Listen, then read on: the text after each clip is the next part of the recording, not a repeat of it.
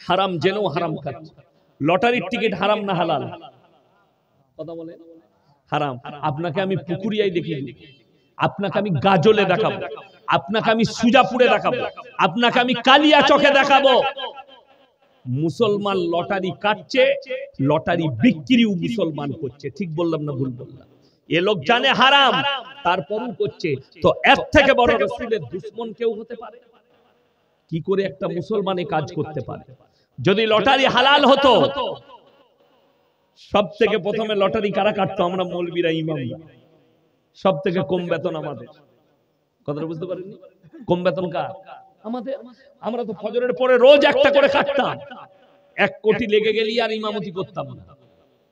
হারাম বলি তো আমরা লটারি কাটি না। কেন হারাম? অনেক জনের প্রশ্ন থাকবে, অনেক মা বোন ভাইয়ের, যে লটারি কেন হারাম? সবাই বলুন, তকদিরের মালিক কে? ভাগ্যের মালিক কে? ভাগ্যের মালিক যদি আল্লাহ হয়, আজকে সমাজের অবস্থা এত খারাপ। ভাগ্যের মালিক আল্লাহ, অথচ আপনি জ্যোতিষীকে হাত দেখাচ্ছেন। যারা জ্যোতিষীকে হাত দেখাবে, কোন মৌলবীকে হাত দেখাবে, নিজের ভাগ্য পরীক্ষার জন্য সঙ্গে সঙ্গে কাফের হয়ে যাবে, বেঈমান হয়ে যাবে, তাকে কালমা পড়ে মুসলমান। ওই জন্যই তো আমাদের দেশে আপনি মালদায় ট্রেনে চাপেন, গাজলে ট্রেনে চাপেন, আপনার শামসিতে ট্রেনে চাপেন, সকালবেলায় যদি শিয়ালদায় নামেন, হাওড়াতে নামেন, গেট থেকে বেরিয়ে দেখতে পাবেন 1 নম্বর প্ল্যাটফর্মে যেদিকে হাওড়া ব্রিজ যাচ্ছে, এই দিকে ওপরে উঠেই সিঁড়ি থেকে ডান হাতে বাঁ হাতে হারামখোরগুলো ছিঁড়া চটের উপরে বসে আছে। কিসের উপরে বললাম? ছিঁড়া চট। অ্যাটার্চি খুলে রেখেছে, অ্যাটার্চির ভেতরে খালি আংটির পাথর, সামনে একটা ফালনামা বিছুইছে। আর আমার বর্ধমান থেকে চাকরিতে যাচ্ছে কলকাতায়, উন্নয়ন ভবনে চাকরি করে 80,000 বেতন পায়। কেউ আপনার নবান্নে চাকরি করে 1 লাখ বেতন পায়। কেউ আপনার প্রফেসর, কেউ ইঞ্জিনিয়ার, কেউ সফটওয়্যার ইঞ্জিনিয়ার। বর্ধমান থেকে 2টো লাইন যাচ্ছে কলকাতায়, হাওড়ায় 2টো, একটা লয়, একটা কড লাইন, একটা ম্যান লাইন। দুদিকে 2টো, হুগলি ডিস্ট্রিক্টের 2টো এরিয়া, মধ্যখানে দিল্লি রোড, দুদিকে 2টো ট্রেন লাইন গিয়ে বালি স্টেশনে একসাথে হয়ে হাওড়ায় ঢুকছে। নামছে হাওড়ায়, বেরিয়ে 50,000 বেতন পায়। হাত দেখাচ্ছে, দেখো আমার কি চলছে। হাত দেখি বলছে, তোমার বিরাট গোলমাল, ভাগ্য একটু খারাপ যাচ্ছে, বউয়ের সাথে ঝামেলা হচ্ছে। ই দেখলে শালা রোজই হয় সন্ধ্যাবেলায় ঝামেলা, তা বিরাট গোলমাল। তাহলে তো ঠিকই বলছে ভবিষ্যৎটা আমার। কি করতে হবে? বলে এই আংটির পাথরটা নিয়ে যাও, তোমার ভাগ্যটা ফিরে যাবে। এই আংটির পাথর নিয়ে যাও, বিবির সঙ্গে মহব্বত হবে। যে দিচ্ছে সে ছিঁড়া চটে বসে, খেতে পাই না। কি খায়? একটা পাথর বিক্রি হলে সে কি খেতে পাবে? 3টে পরোটা, আনলিমিটেড তরকারি, একটা সিদ্ধ ডিম, 1 টুকরো কাঁচা পেঁয়াজ। 30 টাকায় ওই মালটা খেতে পাবে। আর যে নিচে, সে যখন অফিসে গিয়ে ঠ্যাংটা তুলে নিজের কেবিনে বসবে, কর্মচারী এসে বলবে, স্যার চাটা কি দেবো, দুধ চা না গ্রিন টি? গ্রিন টি নিয়ে আনছি স্যার। প্লেটটা এসে ধরিয়ে দিবে, 50,000 বেতন পায়। ভাগ্যের পাথরটা যে দিচ্ছে সে ছিঁড়া চটে বসে আছে, একবারও বলতে পারে না এই ভাগ্যের পাথরটা তোর গলায় বাঁধ, না হলে কাছে রাখ, কাল থেকে মমতা খালার পাশে বসবি। কথাটা বুঝতে পারেন? তুই কেন ছিঁড়া চটে বসে? ভাগ্যটা কার প্রয়োজন? যেমন আমাদের অনেক লোক বুঝে না, কি বুঝলে, ব্যবসা করছে, প্রত্যেক দিন 10,000 রোজগার করে, 3 দশে কত? 30, 3 লাখ টাকা মাসে। আর মৌলবীর বেতন পুরো মাসে 10,000, মাস গেলে 10,000। কিন্তু 3 দিন যদি দোকান ভালো না চলে, ব্যবসা একটু যদি গোলমাল ডামাডোল যায় কম বেশি, ও হুজুরের কাছে হাজির, হুজুর বরকতের তাবিজ দে। আপনাকে দেখিয়ে দিব, মালদা জেলায় বিক্রি হচ্ছে কালিয়াচক থেকে শুরু করে।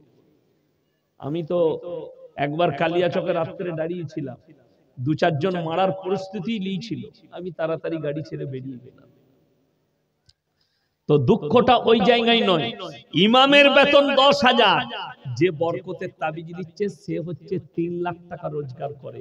বরকতের তাবিজটা ইমামকে লাগবে না ওকে লাগবে? আপনারা বলুন। আমার 11,000 বেতন, আমাকে যদি কেউ বলে আপনি বর্তমান থেকে এসেছেন, মৌলী সাহেব আপনি একটা তাবিজ দিয়ে যান বরকতের, তাবিজটা তো আগে আমি লুবো। আচ্ছা, পৃথিবীতে এরকম বোকা লোক আছে লোককে বড় লোক করে নিজে গরিব থাকবে? পাগল হবেন আপনি। সবাই চাই আমি আমার কাছে টাকা আসুক। তো আমাদের তাবিজে যদি তোমার বরকত হতো বোকা, আমরা মৌলবীরা আগে বড় লোক হতাম। এই সমাজের অনেক ছেলে বুঝে না, কি বুঝলেন? আমি খালি চিন্তা করি আমাদিকে অনেক শিক্ষিতরা বলছে এরা মাদ্রাসা ছাপ। আমার কমেন্টে দেখবে কিছু মুতখোর আর গোবরখোর কমেন্টে বলছে এরা মাদ্রাসায় পড়া মৌলবী মাদ্রাসা ছাপ। তোরা জানিস মাদ্রাসা আমাদের দেশে রাজ কারা করছে? আপনারা জানেন না? দেশেতে সব থেকে ভালো পজিশনে আছে বাবারা তাবিজ বলার। কেন? একটা মন্ত্রীও ছুটে যায় পায়ে হাতে ধরে আমি যেন ভোটে জিতে যাই এমন কিছু করে দে। ঠিক কি না কথা বলে? যে জীবনে স্কুলে যায়নি তাবিজের ব্যবসা করছে, হারামখোর এমএ পাস, হারামখোর বিএসসি পাস, হারামখোর ডবল এমএ, কিন্তু প্রেম করেছে, প্রেমিকা সুইচ অফ করে দিয়েছে। হুজুরকে এসে বলছে হুজুর তাবিজ মেরে মোবাইলটা খুলে দাও। নাউজুবিল্লাহ বলে। ধোঁকা, প্রতারণা, প্রবঞ্চনা, 100টা লোক এইভাবে ধোঁকা দিচ্ছে। আপনারা মনে মনে ভাববেন ইয়াসিন সাহেব আপনি কেমন মৌলবী, আমাকে মৌলবী বলেন না, আমাকে আপনি বলেন মূর্খ বলেন তাও চলবে, কিন্তু আমি আপনাকে বিচারটা আপনার হাতে ছেড়ে দিলাম।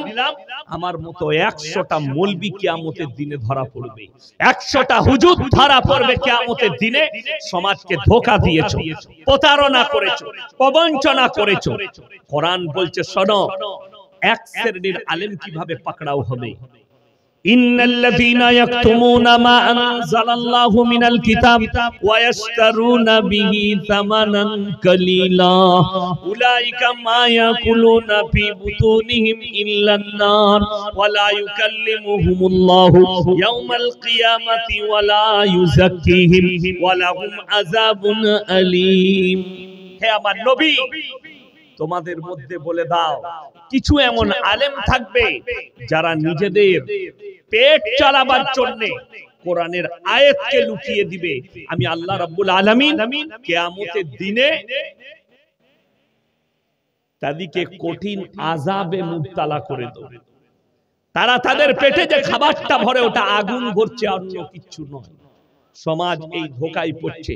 আমার ভাই সকলে বলুন ভাগ্যের মালিক কে? আরো জোরে বলুন কে? ভাগ্যের মালিক হচ্ছেন একমাত্র আল্লাহ রাব্বুল আলামিন, বাকি ভাগ্যের মালিক কেউ নেই। লটারির টিকিটের মাধ্যমে আপনি যদি মনে করেন এই কাগজটা আমি নিলে, এই নম্বরটা নিলে আমার টাকা পড়বে, আমার ভাগ্যে দেখি কি আছে, এইটার জন্যই হারাম। এবং কেউ যদি আকীদা রাখে এই নম্বরটা আমার লাকি নম্বর, এই নম্বরের লটারি নিলেই আমার পড়ে যাবে, সঙ্গে সঙ্গে তার ঈমান ধ্বংস হয়ে যাবে। হারাম সম্পূর্ণ। আপনি জানার পরেও লটারি কি করে আপনি কাটতে পারেন? আপনার দ্বারা কি করে লটারি আসতে পারে? বড় কষ্ট লাগে। শুধু তাই নয়, আপনারা বলুন 5 ওয়াক্তের নামাজ পড়া কি? কথা বলে না? 5 ওয়াক্তের নামাজ পড়া কি ফরজ? আমি বলে যাচ্ছি পুকুরিয়া থানায় যদি সমীক্ষা করা হয় 100 জনের মধ্যে 80 জনের কাছে 80 জন বেনামাজি আছে। ঠিক বললাম না ভুল বললাম? আমাদের সমাজে এই তুমি ওদিকে চা দিয়ে আমাকে না দিয়ে পালিয়ে যাচ্ছ, আমি বক্তব্য দিলে খাবো না? আচ্ছা চালাক ছেলে, পয়সা বাঁচাতে চাইছে। আমাকে চা দিলে তোমার চা গুলো সব বিক্রি হয়ে যাবে। আমার ভাই আমি যেটা আপনাদেরকে বলছিলাম সেটা শুনলেন, খুব দুঃখের সঙ্গে বলছি 5 ওয়াক্তের নামাজ পড়া ফরজ, অথচ দুঃখ লাগে আমাদের সমাজের লোক 5 ওয়াক্তের নামাজ পড়ে না। এই মৌলবীরা দাওয়াত দিতে গেলে, আমরা দাওয়াত দিলে কি বলে শুনলেন, আমাদের সমাজে কিছু লোক আছে, মৌলবীরা যখনই বলে ভাই নামাজ পড়ো না কেন, নামাজটা পড়ো, নামাজ না পড়তে পারি, মৌলী সাহেব গায়ের মধ্যে আমি ভালো লোক আছি, এই মাল আছে না? নাই, গাদা আছে, নামাজ পড়ে না কিন্তু বলছে আমার মতো ভালো লোক গ্রামে তো নেই, আমি আছি, নামাজ না পড়তে পারি, ও আমি পড়ি না কিন্তু আমি ভালো। সে মালগুলো কেমন ভালো শুনে লাও, কোরআন শোনাবো, চোখ দিয়ে পানি আসবে আপনার। হে আমার মা, হে আমার বোন, তুমি যদি মনে করো আমি বেনামাজি, নামাজ পড়ি না কিন্তু আমি একজন ভদ্র মহিলা, আমি একজন ভালো মহিলা, এক নম্বর রাসূল সাল্লাল্লাহু আলাইহি সাল্লামের হাদিস, যার মধ্যে নামাজ নেই তার মধ্যে ইসলাম নেই। নাম্বার 2, কিয়ামতের দিনে দুটো রাস্তা হবে, একটা রাস্তায় জান্নাতীরা জান্নাতে প্রবেশ করবে আর একটা রাস্তায় জাহান্নামীরা যাবে। জান্নাতীরা জাহান্নামীদেরকে দাঁড় করাবে, কি বলে? ফি জান্নাতি ইয়াতাসাআলুনা আনিল মুজরিমিনা মা সালাকাকুম ফি সাকার, তোমরা কেন জাহান্নামে যাচ্ছ? তোমরা বলতে আমরা ভালো লোক, আজকে কেন তোমরা জাহান্নামে প্রবেশ করছো? তারা উত্তর দিবে, এক নম্বর, ক্বালু নামনাকু মিনাল মুসাল্লিন, আমরা নামাজি মুসল্লিদের মধ্যে ছিলাম না, তাই আল্লাহ আমাদেরকে জাহান্নামে পাঠিয়েছে। কত মারাত্মক আয়াত। তারা উত্তর দেবে, হে আমার মা, হে আমার বোন, হে আমার ভাই, তাদের উত্তর হবে জাহান্নামীদের। এক নম্বর, ক্বালু লাম নাকু মিনাল মুসাল্লিন, আমরা মুসল্লিদের মধ্যে ছিলাম না, ওয়ালাম নাকু নুতইমুল মিসকিন, এবং আমরা মিসকিনকে খানা খাওয়াইতাম না, তাই আল্লাহ আমাদেরকে জাহান্নামে পাঠিয়েছে। ওয়াকুন্না নাখুদু মাআল খাইদিন, যারা এই দাড়ি টুপিওয়ালা দিকে দেখে তারা বলবে আমরা দাড়ি টুপি নামাজি মুসল্লিদের মজাক উড়াতাম, আল্লাহ তাই আমাদেরকে জাহান্নামে পাঠিয়েছে। ওয়াকুন্না নুকাজ্জিবু বিয়াউমিদ্দিন, আর আমরা বিচারের দিবসকে মিথ্যা বলে মনে করিতাম, আল্লাহ তাই আমাদেরকে জাহান্নামে পাঠিয়েছে। আমার ভাই, আজকে মুসলমান নামাজ কেন পড়ে না, রোজা কেন রাখে না? তার মারাত্মক দলিল শুনে নেন। আপনার সম্পর্ক কোরআনের সাথে নেই, আপনার সম্পর্ক রাসূলের হাদিসের সাথে নেই,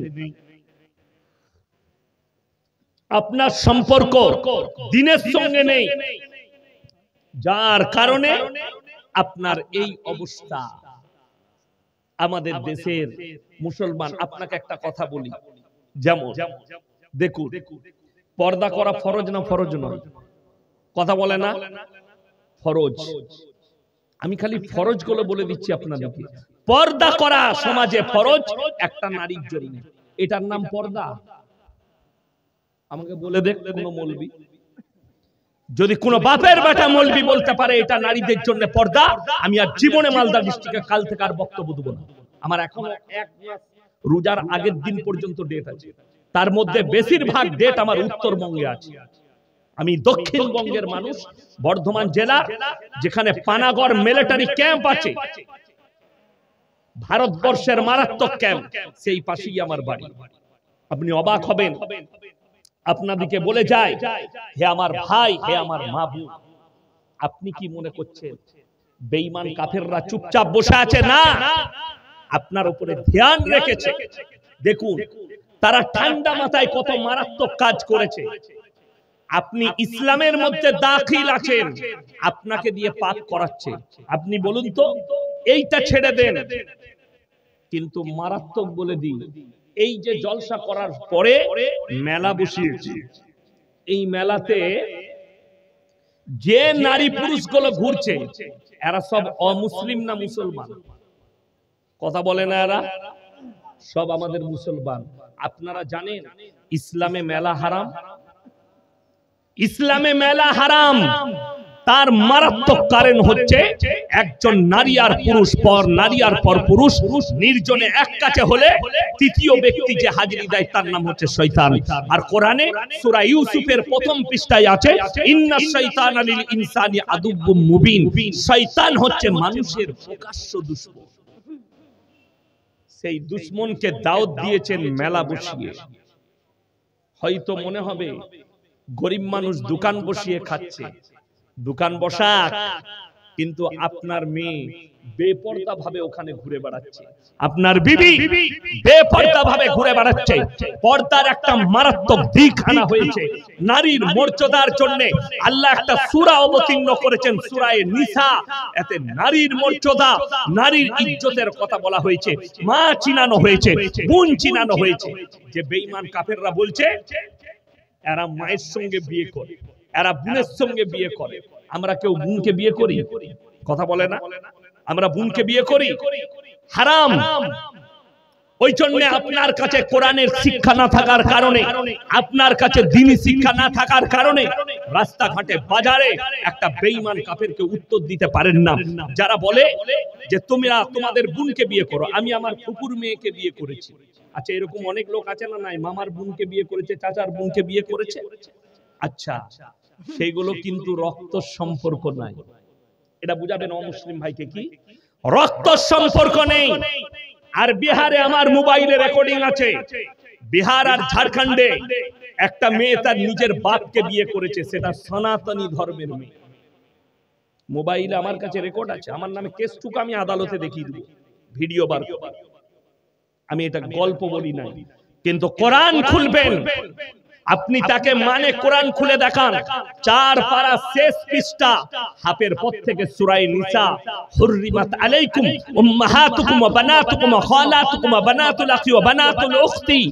আল্লাহ পুরো চ্যাপ্টার দিলেন কার সঙ্গে তোমার বিয়ে করা না জায়েজ, কার সঙ্গে জায়েজ আছে, কার সঙ্গে হারাম, কার সঙ্গে হালাল।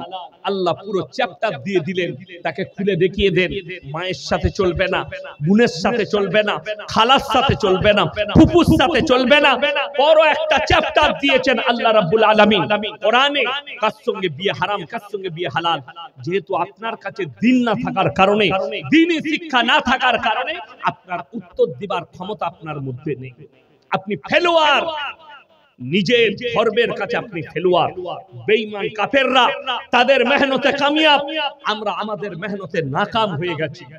জলসা করে এত জলসা, বিশ্বাস করুন এতগুলো বক্তা ঘুরে বেড়াচ্ছে, কারোর ডায়েরি খালি নাই। ঠিক বললাম না ভুল বললাম? প্রত্যেক গ্রামে গ্রামে জলসা, প্রত্যেক জায়গায় জায়গায় জলসা। কালকে আমার লালগোলায় জলসা আছে, পরশু আমার বীরভূম বুজুঙে জলসা আছে। প্রত্যেক দিন জলসা, তারপরের দিন 24 পরগনায় এইভাবে রোজ জলসা আছে। পরিবর্তনের জায়গা কিচ্ছু নাই।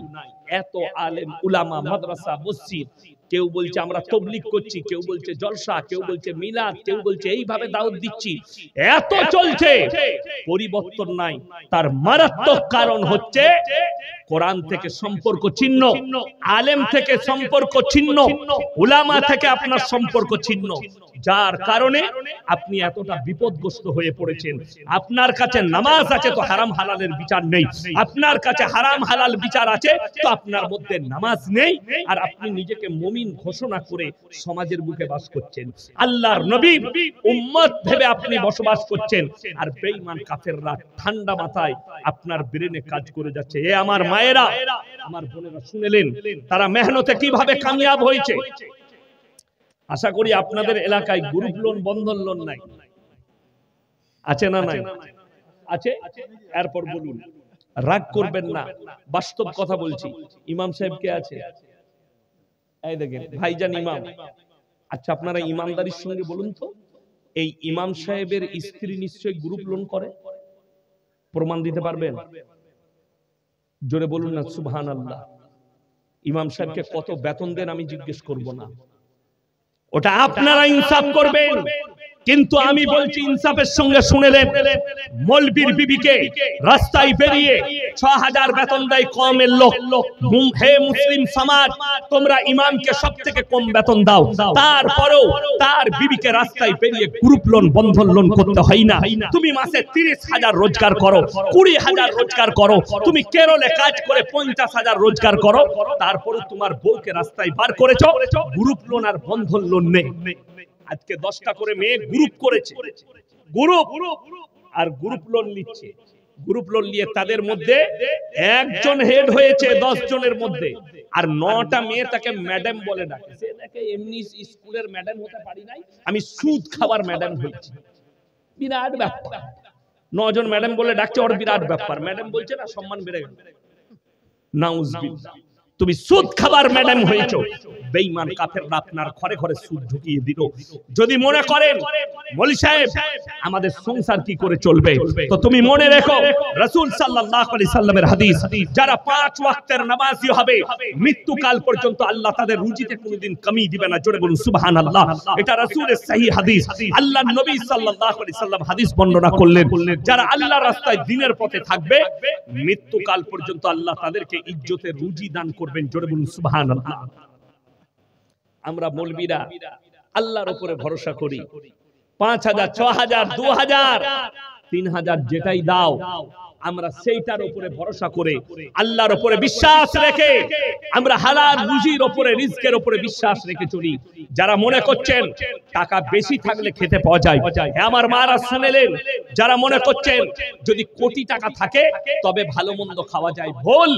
যদি এটা তোমার দিমাগে থাকে সকালবেলায় উঠে মালদা টাউনে চলে যাও, রাতবাড়ির রোডটাই দেখবে 100টা বড় লোক সকালবেলায় মর্নিং ওয়াক করছে, 100টা কোটিপতি সকালবেলায় আন্ডারপ্যান্ট পরে ছুটছে। কি হলো? সুগার সুগার ডাক্তারে বলেছে 3.5 কিলোমিটার ছোটগা, দিনে 10 লাখ টাকা ইনকাম করে, কিন্তু আন্ডারপ্যান্ট পরে ভোরের বেলায় ছুটতে হয়। তাকে জিজ্ঞেস করবেন কি খাসি না দেশি মুরগি, পুরা রুটি আর করেলা ভাজি খায়। আর তার যে কর্মচারী আছে তাদেরকে আল্লাহ বলেছে তোর প্লেটে যা জুটবে তাই খাবি। এটার নাম হচ্ছে রুজির মালিক আল্লাহ। অবাক হবে। আজ থেকে 10 বছর আগের ঘটনা, আমি কলকাতার ওই চটা বজবজের কাছে আমি জলসা করতে গেছি। জলসা শেষ হলো 11টায় শেষ করেছি। একজন হাজী সাহেব বললেন আমার বাড়িতে হুজুর দাওয়াত। আমি গেলাম, তার বাড়ি দেখে আমার দিমাগে তাক লেগে গেছে, আল্লাহ জান্নাতটা কত সুন্দর হবে। কেন? 35 কোটি টাকার বাংলো, 1 টাকা 2 টাকা, 5 বিঘে এরিয়া নিয়ে বাড়িটা আছে। ঢুকলাম, ডাইনিং টেবিলে 50 জন বসে খাবে। আমি ঢোকার পরে আমার সাথে আছে আমার ম্যানেজার, আমার ড্রাইভার, তাদের মসজিদের ইমাম, তাদের মুয়াজ্জিন, তার ম্যানেজার, তার কর্মচারী। হাজী সাহেব আমার পাশেই বসেছে। ডাইনিং টেবিলে কি কি লেগে আছে আমি আসার আগে সব লেগে গেছে খাবার। কি? ভাপা ইলিশ, আপনার ভেটকি মাছের পাতুরি, খাসি আর বিরিয়ানি, পোলাও, লেগ, চিকেন তন্দুরি, পরোটা, কিমা, ভুনা সব লেগে আছে। হাজী সাহেব আমার পাশে বসেছে। আমি হাজী সাহেবকে বললাম, হাজী সাহেব একটা লেগ পিস দেবো? আমার চলবে না। আপনি ইলিশ মাছ? না না চলবে। ভাপা ইলিশ, আপনার পাতুরি, আমার ছোঁয়া, আপনারা খান, আমি আমার আসছে। আমি মনে মনে করলাম হাজী সাহেবের তাহলে যখন আসছে, কর্মচারীকে বলে আমারটা নিয়ে আয়। আমি মনে মনে করলাম স্পেশাল মাল কিছু আসছে। পাশে যখন আছি একটু লুক, যে প্লেটটা করে আনছে প্লেটটা চাইনার ব্র্যান্ডের কাচের প্লেট, 2100 টাকা দাম একটা প্লেটের। একটা বাটির দাম 1250। তার কর্মচারী আনছে, প্লেটে আছে 2টো পুরা রুটি আর বাটিতে আছে করেলা ভাজা। আমরা হাই সাহেব এটা আমার বলে, হ্যাঁ আমি আর কিছু খেতে পাই না। আমি বললাম দস্তরখান আপনার, ডাইনিং টেবিল আপনার, খাবার আপনার, টাকা আপনার, আল্লাহ রুজি মেপেছে মৌলবীর কর্মচারীর।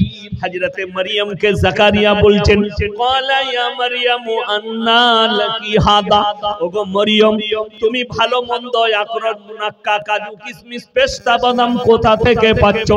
মারইয়াম বললেন, ক্বালা হুয়া মিন ইনদিল্লাহ ইন্নাল্লাহা ইয়ারযুকু মান আল্লাহ যাকে ভালোবাসেন, আল্লাহ যাকে পছন্দ করেন তাকে বেসুমার রিজক দান করেন। কোথা থেকে দেব, কেমন করে দেব, আমি আল্লাহ ছাড়া পৃথিবীর কেউ জানে না। জোরে বলুন সুবহানাল্লাহ। এটা হযরতে মারইয়াম ঈসা নবীর মা নিজেকে যখন বন্দী করে নিল, ওয়াজকুর ফিল কিতাবি মারইয়াম ইদিন তাবাদাত মিন আহলিহা মাকানান শারকিয়্যা, পূর্ব দিকে এক স্থানে নিজেকে বন্দী করে নিয়েছেন। আল্লাহর তরফ থেকে জান্নাত থেকে খাবার এসেছে যখন ঈসা নবী তার পেটে। জোরে বলুন সুবহানাল্লাহ। মারইয়ামের ওই খাঞ্চা দেখে জাকারিয়া প্রশ্ন করেছেন, হযরতে জাকারিয়া, ক্বালা ইয়া মারইয়াম আন্না লাকি হাদা, এত দামি খাবার তুমি কোথা থেকে পাচ্ছ? আশ্চর্য আশ্চর্য ফল।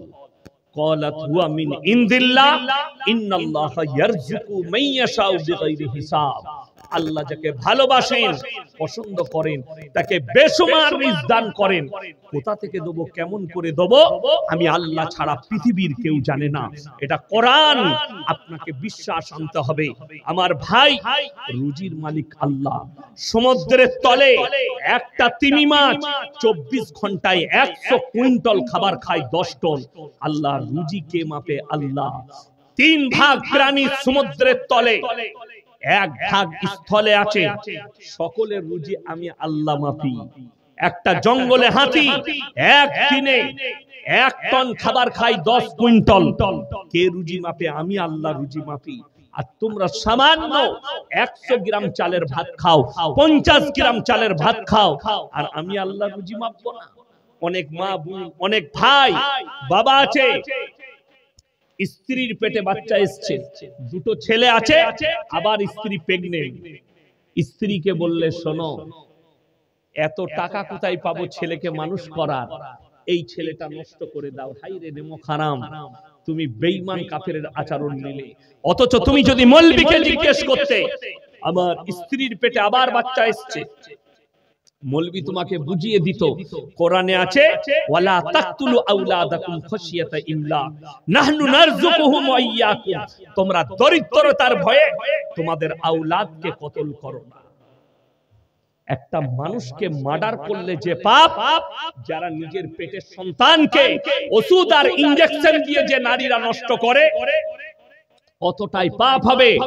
যারা মনে করছেন আল্লাহ এই রক্ত হয়ে, অনেক যুবক, অনেক মূর্খ, তারা মনে করে ছেলে মেয়েরা আমরা যে বাচ্চাটা নষ্ট করেছি, এ রক্ত পানি হয়ে নদ নদী নালার সাথে চলে গেছে, রক্ত হয়ে পায়খানা চেম্বারে চলে গেছে। আল্লাহর কসম, তোমরা তাহলে কোরআন শুনোনি, আল্লাহর উপরে আকীদা তোমাদের ঠিক আসেনি। আল্লাহ রাব্বুল আলামিন কোরআনে কসম খেয়েছে, লা উকসিমু বিয়াউমিল কিয়ামা, আমি আল্লাহ কসম খাচ্ছি কিয়ামতের দিনের, ওয়ালা উকসিমু বিন নাফসিল লাওয়ামা আয়াহযাবুল ইনসানু আল্লা নাজমা ইদামা। ও আমার নবী, আমি কসম খাচ্ছি ওই আত্মার যারা বলে আল্লাহ মানুষকে কেমন করে পুনরায় জীবিত করবেন। কেউ ছাই হয়ে গেছে, কেউ মাটি হয়ে গেছে। হে আমার নবী, বলে দাও, শুধু মানুষ নয়, বালা কাদিরিনা আলা আন নুসাউইয়া বানানা বাল ইউরিদুল ইনসানু জুরা আমামা। হে আমার নবী, বলে দাও, শুধু মানুষের আকৃতি নয়, তোমাদের আঙ্গুলেতে যে লাকিরগুলো, দাগগুলো আছে, আমি পুনরায় এইভাবে মানুষকে জীবিত করব। আল্লাহ কোরআনে অপর জায়গায় উদাহরণ দিলেন। পৃথিবীর মানুষ শুনে নাও, যারা মনে মনে করছো আল্লাহ কেমন করে মানুষকে জীবিত করবে, তোমরা দেখে নাও, বৈশাখ জ্যৈষ্ঠ মাসে ঘাসগুলো মারা যায়, আমি আল্লাহ আবার আষাঢ় শ্রাবণ মাসে বৃষ্টি বর্ষণ করে আবার তাদেরকে জীবিত করে তুলি। আমি আল্লাহ সক্ষম আছি। যারা মনে করছো পায়খানার চেম্বারে নদ নদী নালাতে চলে গেছে, পায়খানার চেম্বারে রক্ত পানি হয়ে চলে গেছে, আল্লাহর কসম, আল্লাহ এই বাচ্চাগুলোকে কিয়ামতের দিনে দাঁড় করাবেন। আর এই বাচ্চারা সাক্ষী দিবে, ওগো আল্লাহ, এই পাপিষ্ট মা বাপ যারা আমাকে মায়ের গর্ভে মার্ডার করেছে, সেদিনে কিয়ামতের দিনে আল্লাহর কাছে হিসাব দিয়ে পার হতে পারবে না। ওই জন্য আল্লাহ নিষেধ করলেন, ওয়ালা তাকতুলু আওলাদাকুম খাশিয়াতা ইমলাক নাহনু নারযুকুহুম ওয়া ইয়াকুম। তোমরা দরিদ্রতার ভয়ে নিজেদের আওলাদকে কতল করো না। তোমরা বিশ্বাস রাখবে রুজির মালিক আল্লাহ। সকলে বলুন, রুজির মালিক কে? আল্লাহ। আমাদের দোষটা কোথায় জানেন? আমরা 6 ভাই বোন, এরকম 6 ভাই বোন অনেকে আছে না? নাই?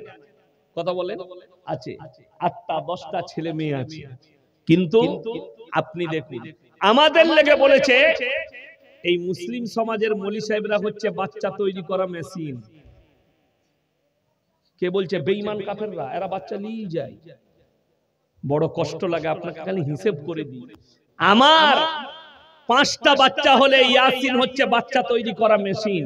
কিন্তু কবিগুরু রবীন্দ্রনাথ ঠাকুররা 14টা ভাই বোন, তার বাপকে তুমি কি বলবে? আমি তোমার কাছ থেকে শুনতে চাই।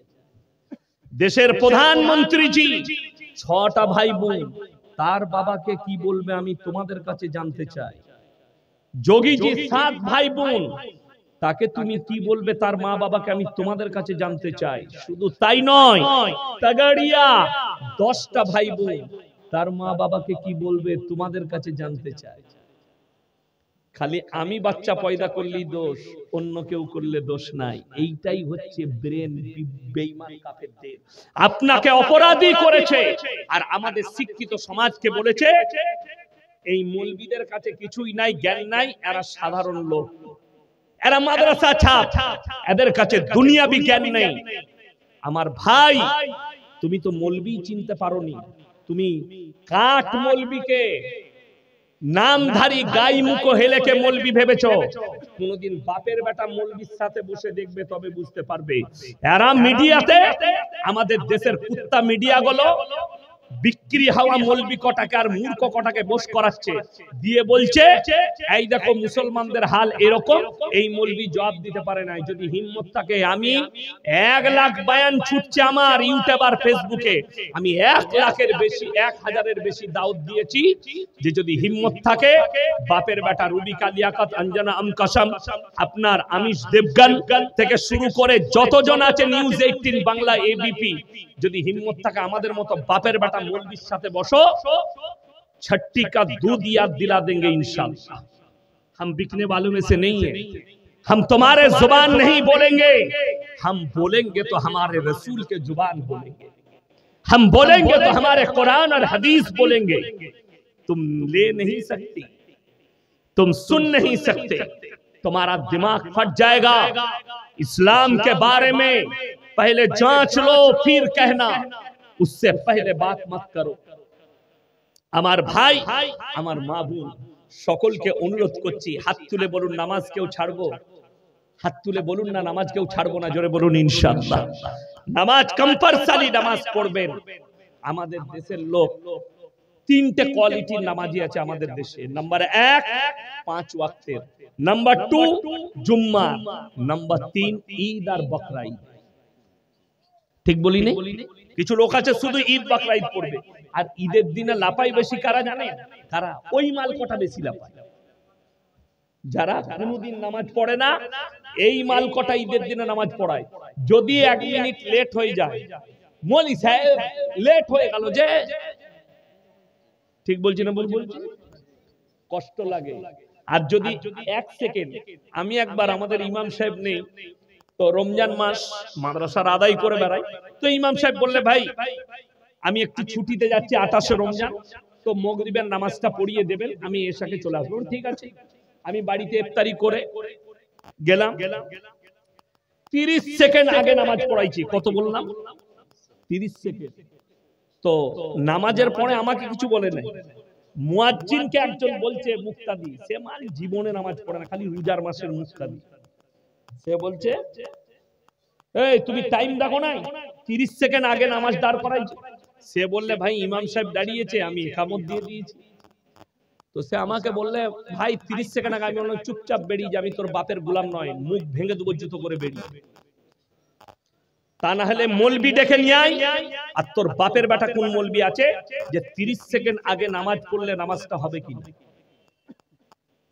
বড় কষ্ট লাগে। আসরের নামাজের আপনি একটা সময় বেঁধে দিয়েছেন, 3:20 জামাত হবে। ইমাম সাহেব 1 মিনিট আগে কিংবা 1 মিনিট পরে যদি নামাজটা দাঁড় করায়, নামাজটা হারাম হবে না গুনাহ হবে? কিচ্ছু হবে না, নামাজ হয়ে যাবে। তো কিন্তু তর্ক কেন করে? কিছু লোক আছে হারামখোর, চায়ের দোকানে 3 ঘন্টা গল্প করবে, মসজিদে 1 মিনিট লেট হলে ইমামের সাথে ঝগড়া করবে। বড় কষ্টের বিষয়। তুমি আল্লাহর কাছে কি জবাব দিবে? তার মানে যাকে দেখতে দাঁড়িয়ে তার চলন বেকার। আমাদের কিছু দেশের লোক আছে, ঘরেতে যদি বউয়ের সাথে ঝগড়া হয়, বউকে তো পারবে না, এসে ইমামের পেছনে লাগে। আমি বললি খারাপ মৌলবি, বাস্তব কথা বলছি। বউ তাকে বলেছে আখ পুরার বেটা, লড়ি ধাক্কার বেটা, ওকে গাল দিয়েছে। ও তখন আর বউকে কিছু বলতে পারে না, যাচ্ছে এরপর ঝাঁটা খাবো। এবার ও জোহরের নামাজে গেছে, তো ইমাম সাহেব বেচারা সুন্নত পুন্নত পড়ে 1 মিনিট পরে নামাজটা দাঁড়িয়েছে, একটু দেরি হয়ে গেছে গোসল করতে। নামাজের পরেই বলছে তোমার কি জ্ঞান নেই, ইমামতি করছো, 1 মিনিট লেট হয়ে গেল, শালা বইয়ের ঝগড়া ইমামের উপর। এইটা হচ্ছে কষ্টের। কোথা থেকে এলো? আপনার কাছে বদ্দীনী শুনেলেন। কিয়ামতের আলামতের মধ্যে বড় আলামত রাসূল সাল্লাল্লাহু আলাইহি সাল্লামের হাদিস, যখন সমাজের লোক ইমাম আর আলেম দিকে বেইজ্জতি করবে, আল্লাহ ইলমের থেকে আগে বড় বড় আলেম দিকে তুলে দিবেন সমাজের বুক থেকে। আর লোক, সাধারণ লোক, তারা ইলম নিবে মূর্খর কাছ থেকে, তখন তাদের আমলগুলো